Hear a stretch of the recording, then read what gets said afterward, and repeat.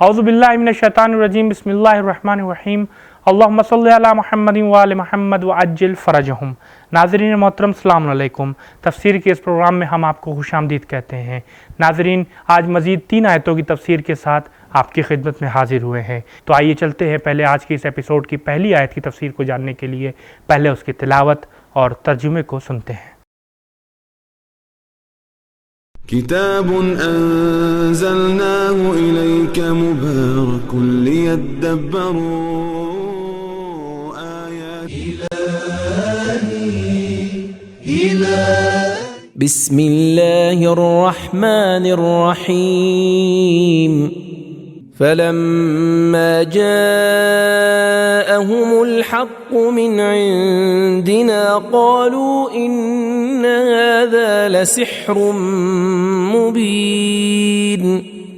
پس ہماری طرف سے ان کے پاس حق پہنچا تو انہوں نے کہا یہ تو ایک کھلم کھلا جادو ہے۔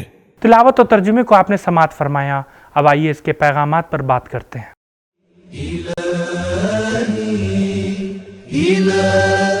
ایک، لوگ حق کی تلاش میں نہیں نکلتے، حق کے پیروکاروں کو چاہیے کہ وہ لوگوں کے پاس جائیں۔ 2، ذات خداوندی حق ہے، انبیاء حق ہیں، قانون الہی حق ہے، معجزہ حق ہے، الغرض ہر وہ چیز حق ہے جو خدا کی طرف منسوب ہو۔ 3، انبیاء کا خدا سے ڈائریکٹ رابطہ ہوتا ہے، چنانچہ ان کے تمام معجزات اور ان کے امور نبوت کا تعلق ڈائریکٹ ذات خداوندی سے ہوتا ہے۔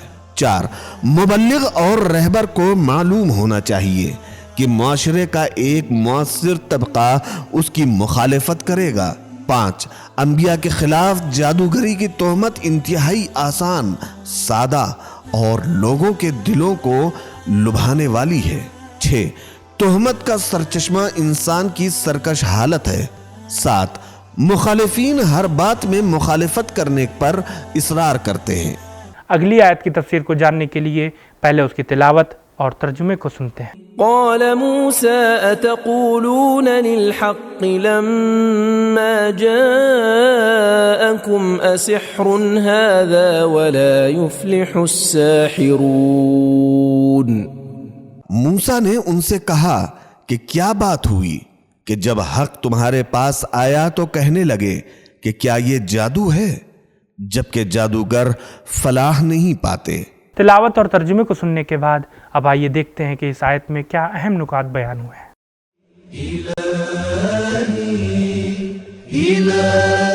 عام طور پر جادوگری گھٹیا لوگوں کا پیشہ ہوتی ہے اور جادوگر کا مقصد صرف نام اور روٹی کمانا ہوتا ہے۔ انبیاء کے مخالفین ان کی تحقیر کی غرض سے ان پر یہ الزام لگاتے تھے۔ یہاں یہ بتانا ضروری ہے کہ اسلامی فقہ میں جادو کو حرام کہا گیا ہے، چنانچہ امام خمینی رحمت اللہ علیہ نے جادوگری اور اس کے پڑھنے پڑھانے اور اس کے ذریعے سے حاصل ہونے والی رقم کو حرام کہا ہے۔ جادوگری کی طرح سے شیبدہ بازی بھی حرام ہے، اس میں انسان ہاتھ کی صفائی کے ساتھ غیر واقع چیزیں لوگوں کو دکھاتا ہے۔ تحریر الوسیلہ جلد نمبر 1 صفحہ 498۔ نکات کو جاننے کے بعد اب آئیے دیکھتے ہیں کہ اس آیت میں ہمارے لیے کیا اہم پیغام بیان ہوئے ہیں۔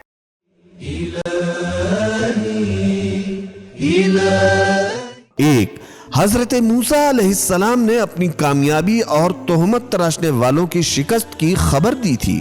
2، دشمنوں کا پرانا طریقہ ہے کہ وہ حق کو جادو اور انبیاء کو جادوگر کہتے ہیں۔ 3، جادوگر کا مقصد لوگوں کو جہالت میں مبتلا کرنا اور شہرت طلبی ہوتا ہے، لہٰذا وہ معاشرے کی صلاح و فلاح کا کام نہیں کر سکتا۔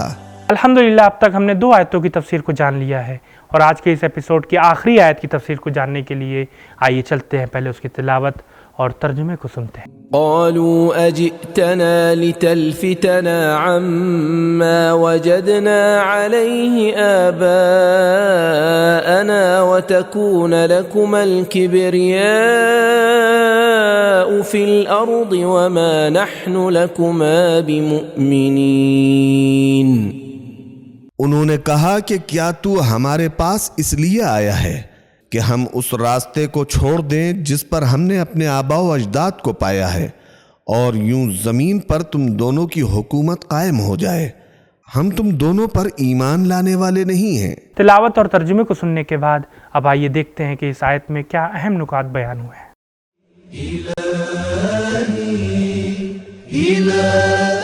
بزرگوں کا احترام اور والدین سے بھلائی اور چیز ہے، لیکن اس کا یہ مطلب نہیں ہے کہ بزرگوں کی تہذیب و ثقافت کو ہم کسی منطق و دلیل کے بغیر تسلیم کر لیں اور اس کے لیے ناحق حساسیت کا اظہار کریں۔ تلاوت اور ترجمے کو سننے کے بعد اب آئیے دیکھتے ہیں کہ اس آیت میں کیا اہم نکات بیان ہوئے ہیں۔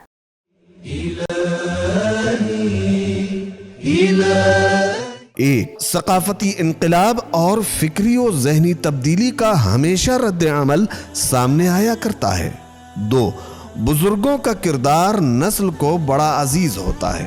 تین، فرعونی حکومت ان کے بزرگوں کے غلط افکار کی اساس پر قائم تھی۔ چار، بعض اوقات بزرگوں کا احترام اور قدیم تہذیب کی حفاظت انبیاء کی تحریک کی مخالفت کا ذریعہ ثابت ہوتی ہے۔ پانچ، دلیل و منطق کے بغیر بزرگوں کی تقلید باطل ہے۔ چھ، ثقافتی میراث کے نام پر غلط کام کرنے کا کوئی جواز نہیں ہے۔ سات، طاغوت یعنی ظالمین اقتدار و حکومت پسند ہوتے ہیں اور وہ اصلاح کرنے والے کی جد و جہد کو حکومت طلبی کی تحریک قرار دیتے ہیں۔ آٹھ، اصلاح پسندوں کو چاہیے کہ وہ اپنے آپ کو ظالموں کی تہمتیں سننے کے لیے تیار رکھیں۔ تو دوستو یہ تھا ہمارا آج کا پروگرام۔ انشاءاللہ کل پھر ملاقات ہوگی کچھ نئی آیتوں کی تفسیر کے ساتھ۔ تب تک کے لیے خدا حافظ، فی امان اللہ۔ سبیل قرآن، قرآنی سماج کی پہچان۔